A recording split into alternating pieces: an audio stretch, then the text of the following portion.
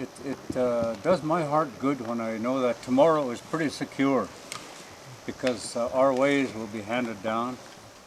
So each family's got their own way of doing things. Respect these things. Sure, they got to be careful. You always got to be careful. But like I say, they get confident. By golly, and that's a good thing. When you go out there, you have great respect and good intentions. After you kill it, you go up to the animal and thank him, you know. He gave his life for you, for your survival. We heard a lot for money, but we never did hurt for food. My dad was a good hunter. We always had deer, elk, fish. My mother and my grandma knew every edible plant there was, roots, berries, medicinal plants. They knew all these things. Because all those life beings, the trees, the rocks, the insects, the birds, the animals, they pick up on that life, your life being, right? Your life force. And so when you go in there with good, true intentions and respect for everything, those life forces are going to have respect for you too, okay? So in respect of having, acknowledgement from those outer forces and our ancestors that are around, spirit ancestors are around us, they're going to help you out in the woods. Just like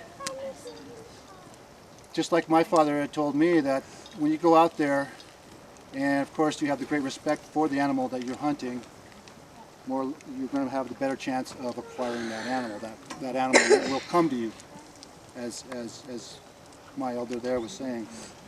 And by golly, because you young people, that's when is what they said. You turn into a man, just like, because whenever you got your first deer and everybody finds that out, they make you feel 20 feet tall when they talk about it, you know. A lot of times we just left a lot of the bones, excess bones, so that you're not coming out with a big heavy load. You're not coming out with the big horns, you know. We're not there for trophy. We don't eat horns. And when you kill something, my grandfather used to tell me, you put the feet and the head and whatever the bones that you're not going to take, put them underneath of a tree. You don't scatter the legs and stuff all over, because that animal has to make his journey onto the next world, to his world. He's given up his life so that you can feed your family. For the women, when they worked, the girls tanning hides, they always took pride on their hides, how soft they were. They scraped them all the way to the edge, all that meat membrane off. Some people cheat and then they use scissors and cut the edge around, but you tan all the way to the edge. Nice work, nice soft buckskin. You show it to the elders, they feel it. They always feel the edge. We use the animal for a purpose, you know, for survival. Like my grandparents, you know. And that's how they survived. Just got meat and roots and berries, whatever you got. So you respect, even today, I respect. I don't want to see my sons go out there just to be hunting, you know, just for the fun of it. It's like picture a box. You're taking your box and you're going straight down the middle. Then you open it and you got two boxes.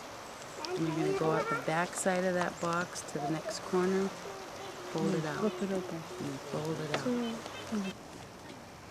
In this way, they'll learn to carry on so they could show that their children.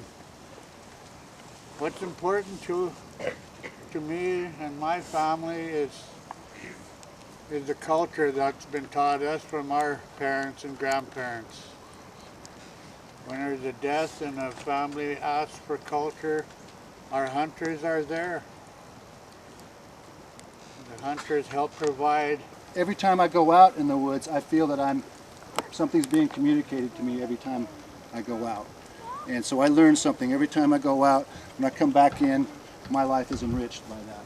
Okay? You know, if it's too hot, we don't go out there and hunt. Since these little kids that are growing up someday, they'll hand it on down. It can go on forever.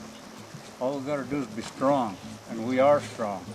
And it was my grandmother, Annie Sorrell. She said, now you're out there in the woods all the time. You better be careful. You better be aware of everything around you. She For said, you young men, you make sure you get a good kill.